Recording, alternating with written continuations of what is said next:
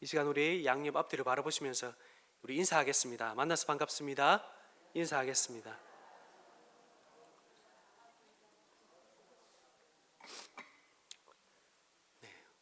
주 안에서 사랑하는 성도 여러분, 2000년 전 오늘은 예수님께서 자신이 이 땅 가운데 오신 목적을 이루시기 위해서 예루살렘 성으로 들어가신 날입니다.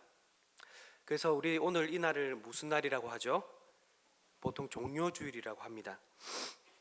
예수님은 평화의 소식을 이 땅 가운데 전하러 예루살렘에 들어가셨습니다. 모두가 기뻐해야 할 이 평화의 소식, 그러나 그 소식은 이 이스라엘 백성들에게는, 예루살렘 성에게는 닫혀 있었습니다. 그래서 오늘 본문은 아니지만 누가복음 19장 41절 42절에 보면 예수님께서 이 예루살렘 성을 바라보면서 우셨다라고 기록하고 있습니다. 가까이 오사 성을 보시고 우시며 이르시되 너는 오늘 평화에 관한 일을 알았더라면 좋을 뻔하였거니와 지금 내 눈에 숨겨졌도다. 성도 여러분, 우리는 평화를 소망합니다. 하나님과의 평화, 또한 화목한 가정, 그리고 어떻습니까? 이웃과의 평화, 그리고 지금 현 시대를 보면 나라와 나라 간의 평화, 전쟁의 공포가 없고 정말 질병이 없고 기근이 없고 각자의 노력이 그대로 결실이 되어서 각자 모두에게 만족을 누릴 수 있는 그 평화로운 세상, 유토피아를 사모하지요. 인류의 조상 아담은 어떻습니까? 에덴 동산에서 모든 인간이 소망하는 그 평화를 누리고 살았죠. 모든 피조물이 무엇입니까? 질서를 따라서 각자의 삶을 살고 아담과 하와는 그들을 다스리는 왕으로서 이들을 질서 있게 다스리고 그 속에서 하나님을 예배하면서 하나님과 평화, 또한 가족 간의 평화, 그리고 피조물 간의 평화를 누리고 살았습니다. 또 아담의 후손들은 어떻습니까? 이 아담만이 누렸던 이 평화를 계속해서 들었습니다. 듣고 그 삶을 어렴풋이 소망하며 살았죠. 죄악이 관영한 이 땅 가운데서 너무나 다른 이 에덴 동산의 모습을 도저히 상상할 수 없다라고 그렇게 생각해 왔습니다. 그런데 어떻습니까? 여자의 후손을 통해 오게 될 이 평화, 사탄의 머리를 깨트리고 에덴 동산의 그 모습을 회복할 그 모습, 이 아담의 후손들은 듣고 또한 여자의 후손들은 듣고 소망하며 지냈습니다. 그렇지만 그 평화는 우리의 죄악으로 말미암아 왜곡되어 돌아왔습니다. 그 평화는 모두에게 주어지지 않습니다. 어떤 이에게는 평화롭게 살아가지만 어떤 이에게는 어떻습니까? 그렇지 못하지요. 대표적으로 아프리카는 그 평화를 누리지 못하는 땅입니다. 자국에 힘이 없어서 자국의 보호를 받지 못하고 자기 스스로가 자기 힘을 길러서 자기를 보호해야 되는 세상입니다. 그런데 대한민국은 어떻습니까? 대한민국이라는 나라 안에 있는 모든 국민들은 이 나라가 주는 혜택을 받고 그 속에서 화평과 평화를 누리고 있습니다. 우리 다시 성경으로 돌아와 보겠습니다. 1세기의 이스라엘은 어떨까요? 이스라엘은 평화를 빼앗겼습니다. 로마 제국의 지배를 받았기 때문이죠. 로마의 속국, 로마는 로마의 속국에게 평화를 가져다 줬다고 선언합니다. 그걸 다른 말로 우리는 팍스 로마나라 합니다. 로마의 평화라는 말을 라틴어로 그렇게 기록하고 있습니다. 그런데 어떻습니까? 이 로마의 평화는 자신들만의 평화죠. 자신들의 경제적 안정, 자신들의 정치적 안정, 자신들의 군사적 안정을 누리고 있습니다. 주전 27년부터 대략 200년간의 긴 세월을 태평성대를 이 로마는 누렸습니다. 그렇지만 이 로마의 지배를 받는 사람들, 속국들은 어떨까요? 그들은 폭력과 억압과 착취를 받으며 살았습니다. 그래서 반란이 흥하게 되었고 그 반란이 거듭되니 어떨까요?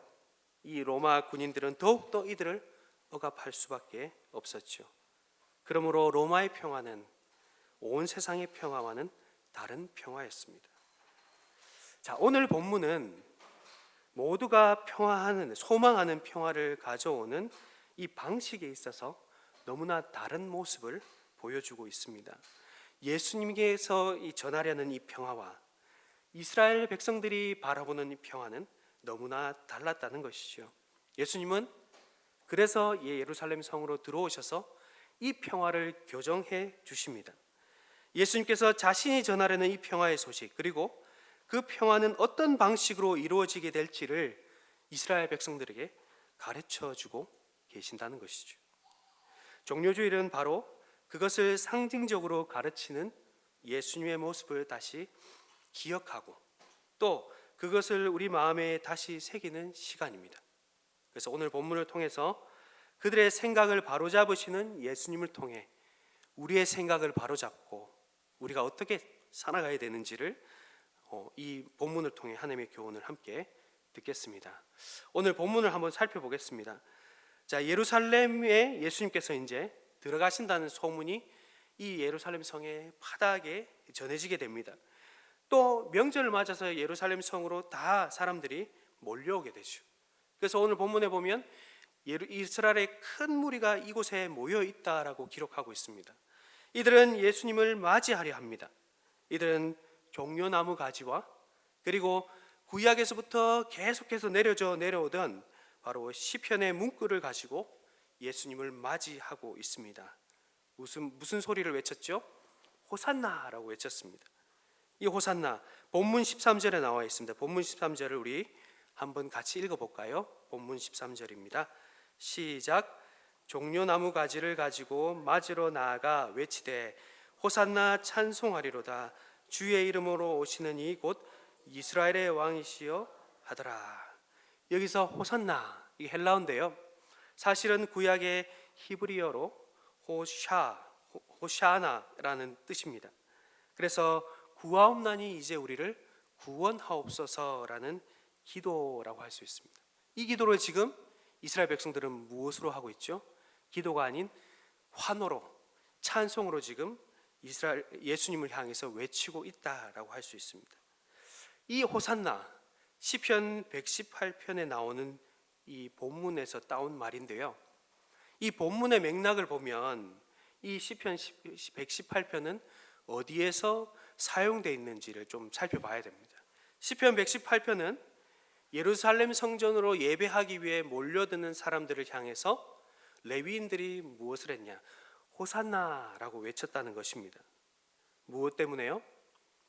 지금까지 우리가 고통받고 신음했던 것들을 하나님께서 구원해 주시고 또 전쟁에서 승리하게 하신 인자가 풍성하신 하나님을 우리가 나와서 함께 예배합시다. 함께 하나님의 이름을 높여 드립시다 하면서 이 순례하는 이들을 향해서 호산나라고 외쳤다는 것이죠. 우리 함께 하나님을 예배합시다 라는 뜻입니다.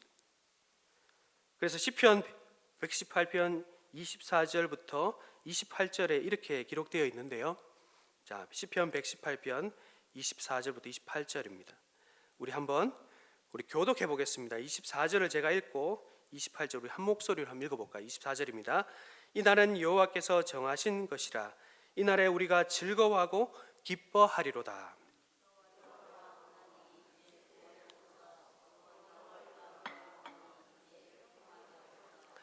여호와의 이름으로 오는 자가 복이 있으며 우리가 여호와의 집에서 너희를 축복하였도다.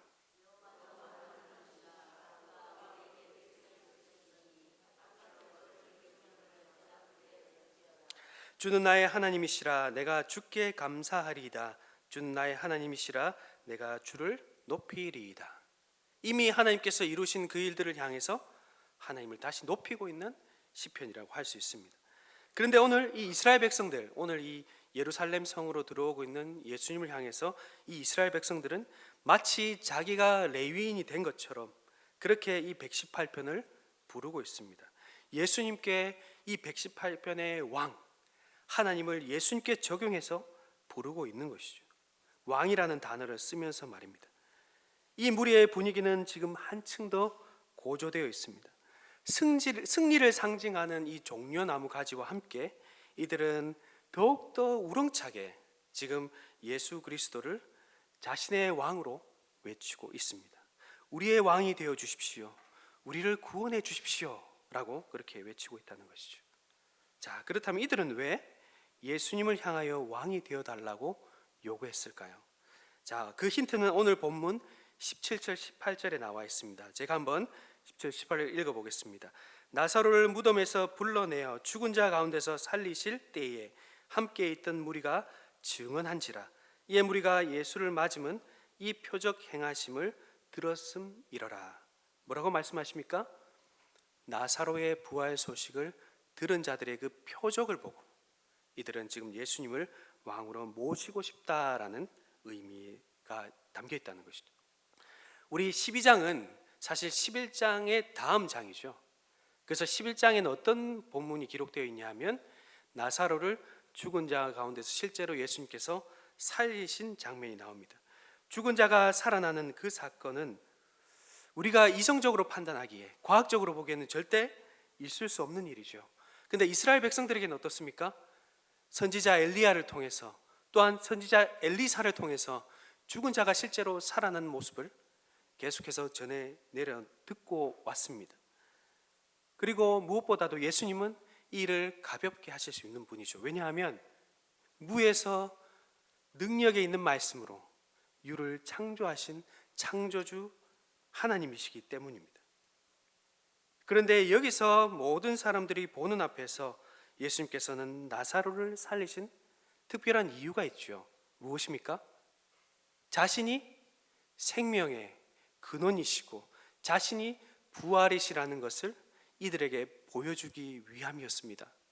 근데 이들은 특별히 마르다와 마리아와 그리고 이들을 위문하기 위해 몰려온 온 이스라엘 백성들은 이 나사로의 죽음 앞에서 예수님의 그 말에 전혀 귀 기울여 듣지 않습니다.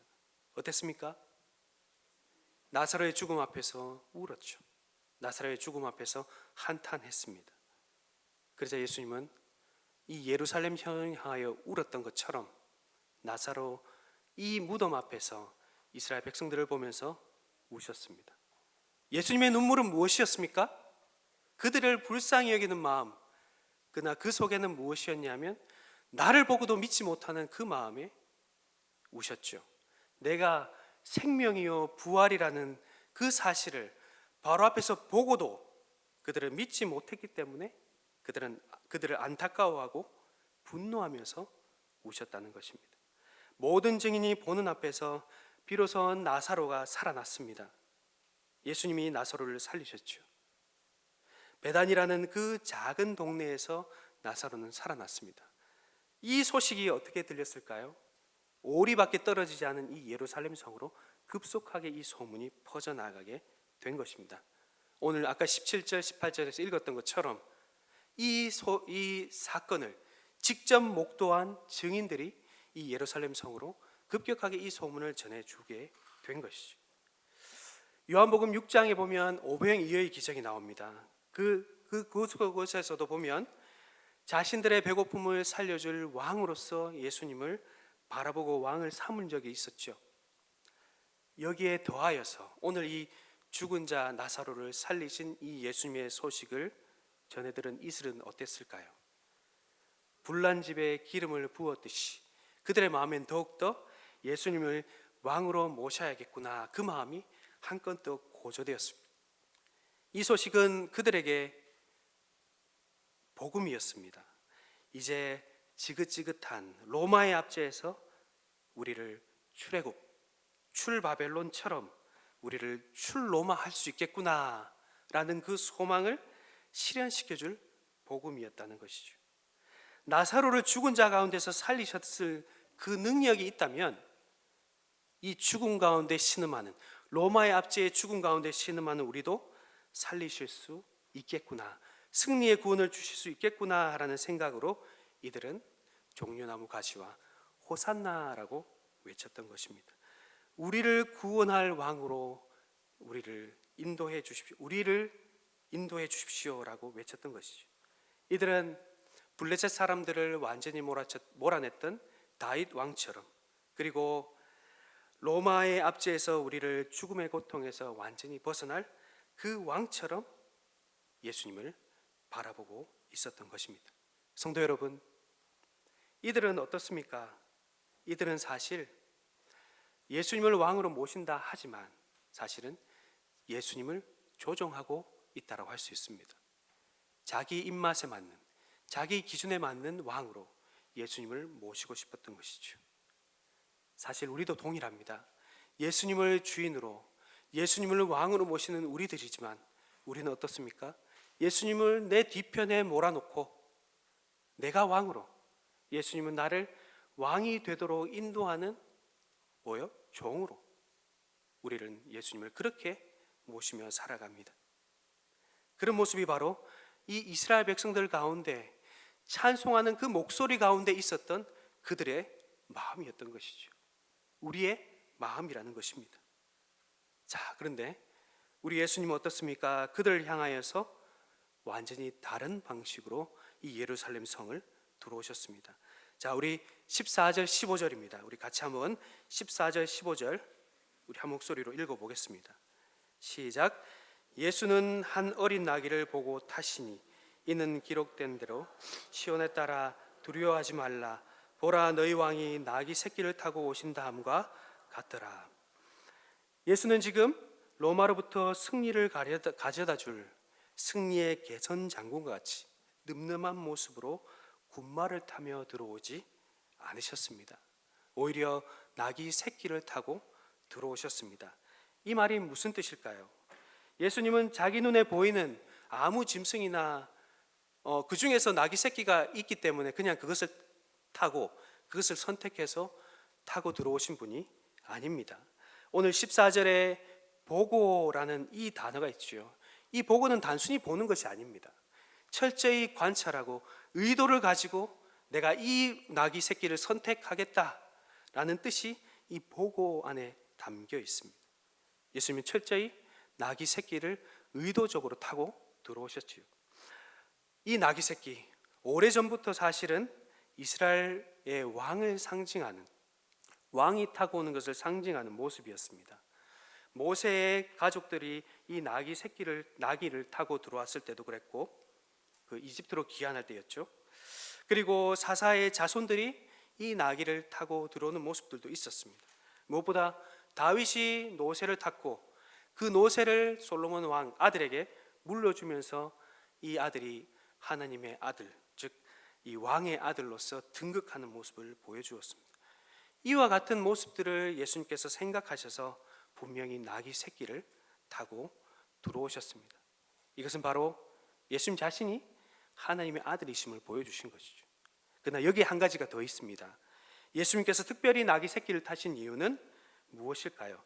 이것은 바로 이 뒤에 18절에서 나와 있던 것처럼 스가랴서 9장의 예언을 성취하러 왔다는 것을 보여주기 위함이었습니다. 세상 왕들은 어떻습니까? 강력한 무력으로 이 나라들을 군림하기 위해서 권위적인 모습으로 들어오지요. 그러나 예수님은 오히려 온유하고 겸손한 모습으로 그 일을 이루시기 위해 나귀 새끼를 타고 들어오신 것입니다.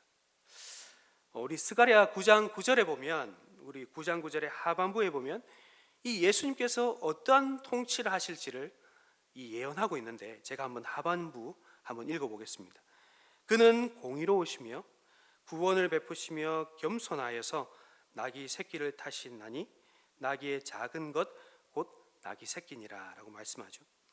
이스라엘의 왕의 어떤 모습으로 구체적으로 통치할지를 보여주고 있습니다. 예수님의 모습이 공의로운 왕이란 뜻입니다.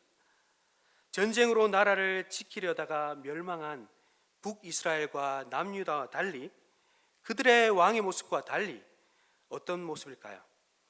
9절 이어서 10절에 보시면 이 통치의 모습이 아주 독특하게 표현되어 있는데요, 제가 한번 10절 읽어보겠습니다. 내가 에브라임의 병거와 예루살렘의 말을 끊겠다. 병거와 말은 무엇을 상징하죠? 전쟁의 이 무기들을 상징합니다. 이것을 끊는답니다. 전쟁하는 활도 끊으리니 그가 이방 사람에게 화평을 전할 것이요 그의 통치는 바다에서 바다까지 이르고 유브라데 강에서 땅 끝까지 이르리라. 구약의 이 왕은 전쟁으로 무력으로 나라를 안정시키고 확장하려는 그 모든 수단들을 다 끊어버리고 오히려 이방 나라들에게 평안의 소식, 평화의 복음을 전하겠다라고 지금 이 왕의 모습을 기록하고 있습니다. 이와 유사한 이 예언이 이사야서 2장 4절에도 나와 있는데, 이 이사야서 2장 4절에 보면 이 전쟁이 그친 모습을 이렇게 표현합니다. 칼을 쳐서 보습을 만들고 또 창을 쳐서 뭐라고요? 낫을 만들고 다시 전쟁을 연습하지 아니하리라라고 기록하고 있습니다. 이 나라가 바로 하나님 나라고요.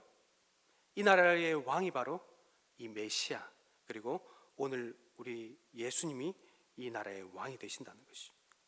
이 평화의 왕은 자신의 통치 영향력을 오늘 이 스가랴 9장 10절 하반부에서처럼 바다에서 바다까지, 그리고 유브라데 강에서 땅 끝까지 베풀겠다라고 기록하고 있습니다. 바다에서 바다까지, 유브라데 강에서 땅 끝까지가 어떤 의미일까요? 이 당시 때 이 지역에는 이 애굽 지역과 메소포타미아 세력과 그리스와 그리고 페르시아와 로마, 이 여러 나라들이 전쟁을 통해서 자기 땅을 차지하기 위해서 불철주야, 전쟁을 위해서 시시각각 호시탐탐 이 땅을 노려졌던 이 지역이었습니다. 바다와 바다, 강과 강에 이르는 양강 세력의 충돌 지점에 도저히 평화를 이룰 수 없는 이 이스라엘이 있었던 것이죠. 그런데 예수님은 어떤 분일까요? 이 이스라엘과 이 주변 지역으로 칼을 없애고 창을 없애고 평화의 소식을 전하겠다, 이방 나라에게 전하겠다라고 말씀하고 있는 것입니다. 예수님은 나귀 새끼를 타고 예루살렘으로 들어오심으로써 그 꿈을 이루겠다고 선언하셨습니다. 평화를 이루는 방법에 있어서 예수를 맞이하는 이 이스라엘 백성들과는 너무 달랐던 것이죠. 하나님의 아들, 왕이신 예수님이 나귀 새끼를 타셨습니다. 그분은 번쩍 익은 창과 날카로운 칼로 무장한 호위병들을 대동하고 오지 않으셨습니다. 위풍당당한 승리자로 오지 않으셨습니다. 그분은 왕이시지만 오히려 나귀 새끼를 타심으로 누구와가도 눈을 마주칠 수 있으며 누구라도 만나줄 수 있는 자신을 낮추신 겸손한 왕으로 오셨던 것입니다. 예수님이 평화로운 이 평화를 가져오는 방식은 세상의 왕들과 달랐던 것이지요. 나귀 새끼를 타심으로 전쟁으로 이룰 수 없는 궁극적인 방식의 평화, 그 평화를 세워가시기 위해 나귀 새끼로 이 예루살렘 성으로 입성하신 것입니다. 자, 그렇다면 어떻게 이 평화를 가져올 수 있을까요? 예수님은 오병이어의 기적 때에 자신을 왕으로 모시려는 이 무리를 향해서 자신이 생명의 떡이다 라면서 가르침을 주셨죠. 그때 이스라엘 백성들은 어땠습니까? 이 가르침이 너무 어렵다 하면서 무리는 다 떠나버렸습니다. 오늘도 동일합니다. 나귀 새끼를 타고 들어온 예수님을 보면서 실망한 무리는 하나둘 예수님을 떠나게 되죠. 그런데 예수님은 바로 이 시점에 누가요? 그럼에도 불구하고 자신을 따라오고 있는 이 제자들과 그럼에도 불구하고 자신을 뵙겠다는 이방 사람들이 모여오는 이 시점에서 비로소 내가 평화의 소식을 전할 때가 되었다라고 말씀하고 있습니다. 자, 그 본문을 우리가 한번 찾아보겠는데요. 본문 20절, 23절입니다. 요한복음 12장 20절에서 23절입니다. 자, 우리 20절, 23절까지 우리 한번 교독해 보겠네요. 제가 20절 한번 읽어보겠습니다. 명절에 예배하러 올라온 사람 중에 헬라인 몇이 있는데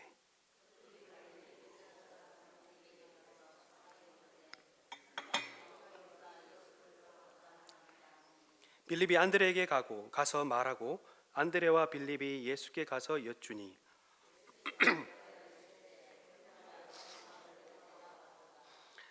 환호하는 무리를 통해 예수님은 자신의 영광을 취하지 않으셨습니다. 오히려 나귀 새끼를 타고 오는 왕의 뒤를 따르는 제자들과 그런 예수님을 뵙고자 하는 이방인들이 모인 자리에서 예수님은 비로소 자신이 영광 받을 때가 되었다라고 선언하십니다.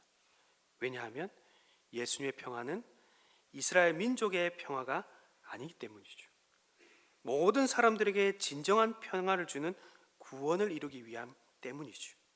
바다에서 바다까지 이르고 유브라데 강에서 땅끝까지 평화의 소식을 전하기 위함입니다. 그렇다면 그 영광은 무엇일까요? 우리가 잘 알고 있는 24절 본문에 보시면 내가 진실로 진실로 너에게 이르노니 한 알의 밀이 땅에 떨어져 죽지 아니하면 한 알 그대로 있고 죽으면 많은 열매를 맺느니라.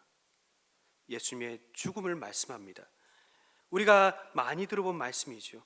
이것은 이 평화의 소식을 예루살렘을 비롯한 이방인들에게까지 확장하기 위한 예수님의 자비롭고 사랑스러운 가르침의 방식입니다.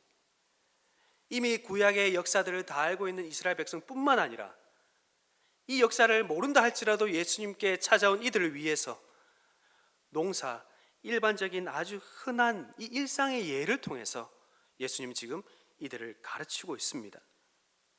이것이 바로 나귀 새끼를 타고 들어온 예수님의 첫 겸손한 섬김의 모습이었던 것이죠. 씨를 뿌려 그 씨가 열매를 맺으려면 반드시 씨 그대로 있어서는 안 된다. 싹을 틔워야 하죠.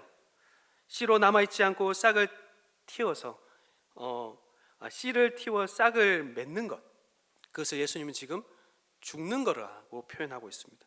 왜 그렇게 표현했을까요? 바로 자신의 죽음 때문이죠. 죽음을 알아듣기 쉽게 설명하기 위함입니다. 이것이 죽음이라는 것은 사실 그 뒤에 32절부터 33절에 바로 예수님께서 가르쳐 주십니다. 내가 땅에 들리면 모든 사람을 내게로 이끌겠노라 하시니, 이렇게 말씀하시면 자기가 어떠한 죽음으로 죽을 것을 보이심이니라 라고 말씀하고 있죠. 그렇습니다. 예수님은 자신의 영광을 이 작고 작은 밀알 하나로 비유하셨습니다. 밀알은 보잘것없어 보이지만 생명을 담고 있지요. 이 밀알은 보잘것없고 작지만 싹을 틔울 때에 많은 열매를 맺습니다. 생명을 병식하기 위한 밀알의 사명은 땅에서 떨어져서 그리고 죽는 것입니다. 예수님의 영광은 바로 죽는 것이었습니다. 비참한 이 땅 가운데 떨어지셨죠. 인간의 몸을 입고 이 땅 가운데 오셨으니까요. 그리고 씨가 싹을 틔우듯 십자가에서 달려 죽는 것입니다. 밀알 비유는 예수님께서 이 땅 가운데 사신 모든 일에 절정을 보여주는 이미지를 담고 있습니다. 그렇지만 밀알의 비유에 한 가지 역설이 있는데, 다수가 열매를 맺기 위해서 홀로 남아서는 안 된다는 것이지요. 홀로 남으면 그대로 있고 죽어야만 수많은 열매를 맺는다는 것입니다. 이것이 예수님의 영광입니다. 십자가의 죽음으로 하나님의 택한 백성들을 하나도 빼놓지 않고 전부 모으는 것이 예수님의 영광이십니다. 예수님은 내가 땅에서 들리면 모든 사람을 내게로 이끌겠노라 말씀하셨습니다. 이것이 예수님의 영광입니다. 인자가 영광 받을 때가 왔다라는 것을 바로 이 사실을 말씀해 주고 있는 것이죠. 나사로의 부활 소식. 나사로는 죽은 자 가운데서 살아났습니다. 그 소식은 너무나 놀라운 소식이었죠. 그러나 결국 죽은 자가 살아났지만 나사로는 어떻습니까? 늙어서 죽게 되어 있습니다. 죄로 인해 죽음의 문턱 앞에 신음하는 자일 뿐입니다.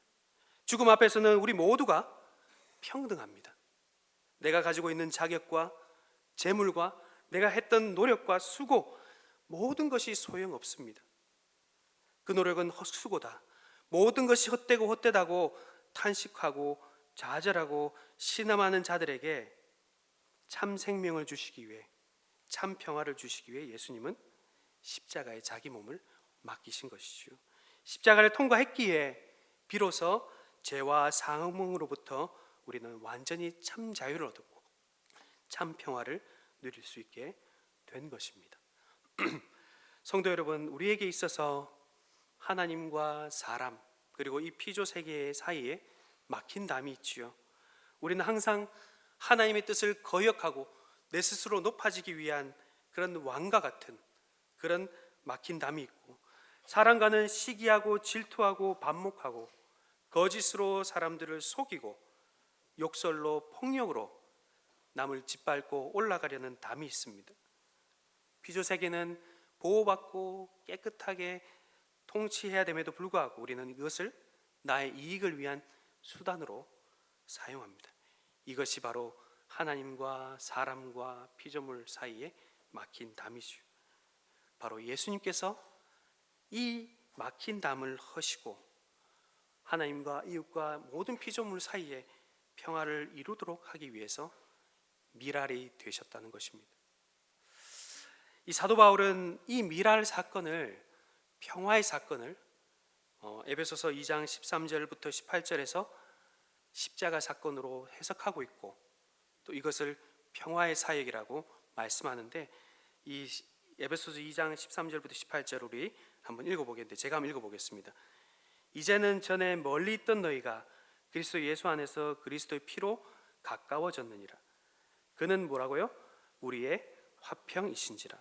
둘로 하나를 만드사 원수된 것 곧 중간에 막힌 담을 자기 육체로 하시고 법조문으로 된 계명의 율법을 폐하셨으니 이는 이 둘로 자기 안에서 한 세 사람을 지어 화평하게 하시고 또 십자가로 이 둘을 한 몸으로 하나님과 화목하게 하려 하심이라.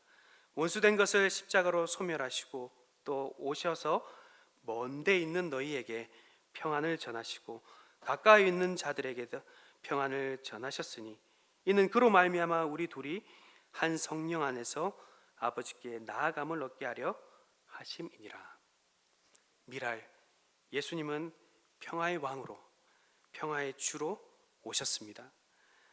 찬송하는, 환호하는 무리를 지나쳐서 예수님은 자신의 죽음을 믿고 그 길을 기쁨으로 따르는 자들의 찬양과 고백을 통해 영광을 받으십니다. 어린 양 예수, 구원하심이 보좌에 앉으신 우리 하나님과 죽임당한 어린 양께 있도다. 우리 주님은 이 찬양을 흠양하십니다.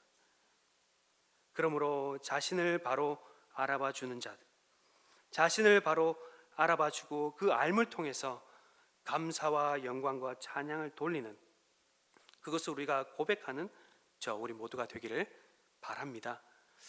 성도 여러분, 오늘 본문 25절 26절은 역설적이게도 이 한 미랄이 예수님 자신뿐만 아니라 우리도 그 미랄임을 동일하게 말씀하고 있습니다. 우리 요한복음 12장 25절에서 26절인데요.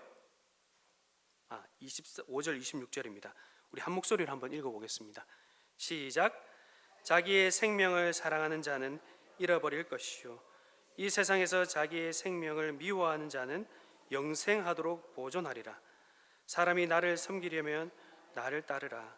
나 있는 곳에 나를 섬기는 자도 거기 있으리니 사람이 나를 섬기면 내 아버지께서 그를 귀히 여기시리라. 아멘. 예수님은 자신만이 미랄이 아니라 지금 우리도 미랄임을 이 25절 26절을 통해 말씀하고 있습니다. 그래서 오늘 이 복음서, 이 요한복음뿐만 아니라 이 사복음서 전체를 입체적으로 살펴보면 예수님께서 이 예루살렘 성으로 입성하시고 나서 두 부류의 사람들을 향하여 다른 방식으로 가르치고 행동하는 모습을 볼 수 있습니다. 무엇을 하기 위해서요? 자신의 생명을 미워하도록, 자신의 생명을 아끼고 자신의 생명을 사랑하는 자들이 예수님께로 다시 돌아설 수 있도록 하기 위해서 그와 같은 일을 하셨습니다. 무엇보다 먼저 예수님을 제대로 보지 못하는 지도자들과 오늘 이 본문에 찬송하는 무리를 향해서 무엇이라고 말씀하시냐면 이 성전을 바라보면서 무엇을 하셨죠? 이 성전은 곧 파괴될 것이다. 너희가 하나님의 뜻과 관계없이 성전을 섬기는 우상으로 섬기는 너희의 모습은 곧 죽음을 맞이할 것이다. 돌이 돌 위에 남겨지지 않고 다 무너졌듯이 성전도 동일하게 무너질 것이다 라고 가르치고 있습니다. 무엇입니까? 하나님의 뜻과는 전혀 관계없는 성전, 생명 없는 돌은 하나도 필요가 없다라는 것을 예수님께서 말씀하신 것이죠. 하나님의 뜻을 저버리고 이스라엘을 어그러진 길로 가게 하는 이 지도자를 향하여는 예수님께서 뭐라고 말씀하셨을까요? 화 있을진저 바리새인들아, 독사의 자식들아, 너희가 화를 당할 것이다 라고 예수님은 저주하고 있습니다. 뿐만 아니라 예수님을 올무에 걸려 넘어지게 하는 모든 사람들을 향해서도 논쟁하여 이기셨죠. 그들의 생각들을 고치고 깨우쳐 주셨습니다. 왜 그렇게 하셨습니까? 지금 너희가 가지고 있는 그 생각이 틀렸음을 예수님께서는 알려주고 싶으셨기 때문입니다. 너희의 생각과 나의 생각은 다르다는 것을 말씀하고 싶으셨기 때문입니다. 마음의 변화를 받고 다시 회개하라고 예수님은 지금 예루살렘 성전을 들어가는 순간부터 예수님을 따르지 않는 그들을 향해서 외치고 계신 것이죠. 그리고 한편으로 예수님을 따르는 자들, 비록 지금은 예수님의 말씀을 100%잘 이해하진 못하지만 그럼에도 예수님을 따르는 그들을 향해서는 예수님께서 무엇을 하셨을까요? 오늘 이 요한복음 12장 그 다음 장 13장에 보시면 예수님은 제자들의 발을 씻겨 주십니다. 왜 이렇게 하셨습니까? 나도 섬기니 너희도 이같이 섬기라. 높아지려 하지 말고 너희가 섬기라 라고 말씀하신 것입니다. 자신의 낮추신 모습을 몸소 보여주시면서 나귀 새끼를 타고 오신 자신의 모습, 평화의 소식을 전하기 위한 자신의 모습을 닮아가기를 원하셨던 것이죠. 뿐만 아니라 14장부터 17장 전체는 바로 우리 힘으로 되지 않는 그 일을 위해서 내가 성령을 너에게 보내시겠다고 약속하십니다. 예수님 바로 성령을 보내준 제자들, 그리고 성령을 받는 우리를 위해서, 우리를 통해서 진정한 화평이 이루어지기를 원하셨습니다. 그래서 예수님은 십자가를 가는 그 길까지 우리를 향해서 기도하고 계셨고, 또한 이 길을 온전히 걸어가기 위해서 자신 또한 기도하시고 끝내 십자가로 올라가신 것입니다. 그렇습니다. 예수님은 예루살렘에서부터 십자가에 이르는 이 모든 길 가운데 우리를 내 생각과 너희 생각이 다르다는 것을 계속 보여주고 계십니다. 실제로 예수님께서는 찬송하는 무리의 영원, 로마로부터 완전히 승리하는 그 구원은 끝내 하나도 이루어 주시지 않았죠. 우리가 역사적인 역사책을 살펴보면 알겠지만 주 70년에 이 예루살렘 성은 완전히 멸망합니다. 티투스, 이 황제의 아들이 이 예루살렘 성을 완전히 몰락시키죠. 그런데 십자가에서 죽으시고 부활하신 주님을 따르는 자들을 통해 예수님께서 죽고 자신이 죽고 예수를 따라가는 자들을 통해서 이 예루살렘은 어떻게 되었을까요? 예루살렘과 온 유대와 사마리아와 땅끝까지 이르러 이 예수님의 이 평화의 소식을 전하는 증인들로 넘쳐나게 되었습니다. 이들은 예수님의 주 되심과 왕 되심을 증언했습니다. 정말 죽은 자 가운데서 부활하신 부활의 첫 열매요, 모든 죄를 도말하시고 우리를 죄로부터 구원하신 진정한 평화의 길이 바로 예수님이라는 것을 전하기 시작했죠. 점점 이 소식들이 확장되어 나아가게 되었습니다. 사랑하는 성도 여러분, 오늘은 종료주일입니다. 우리는 종료주일을 어떻게 맞이해야 할까요? 오늘 이 본문에서 저는 예수님의 이 십자가에 달리신 사건도 물론 중요하지만 여기 한 가지 덧붙이고 싶었습니다. 바로 오늘 본문은 세상의 기준으로 예수님을 바라봐서는 안 된다라는 것을 오늘 이 본문을 통해서 알려주신다는 것입니다. 종료주일은 바로 그런 날입니다. 우리의 가치관을 세상의 원리에서 완전히 돌아서게 하는 날입니다. 그렇지 못하는 나의 모습을 십자가에 못 박고, 그렇지 못하는 나 자신을 다시 예수님께 드려서 예수님의 뜻대로 살기를 결심하고 다짐하는 날이 바로 종려 주일입니다. 물론 이 일은 나의 힘만으로는 되지 않습니다. 그래서 오늘 이 본문처럼 예수님께서 하늘의 미랄이 되셔서 땅에 떨어져 죽으신 것입니다.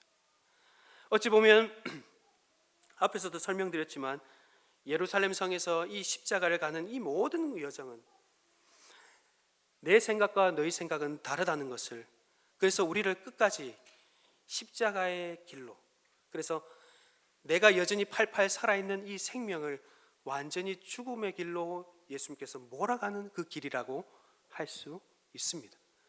하나님의 미랄이 예수님께서 십자가에서 죽으셨지만 사실은 누구도 거기서 죽으셨나요? 우리 모두 십자가 위에서 함께 죽었습니다. 갈라디아서 2장 20절에 보면 그 말씀이 나와 있죠. 우리 한번 갈라디아서 2장 20절 우리 한 목소리로 한번 읽어보겠습니다. 갈라디아서 2장 20절 시작.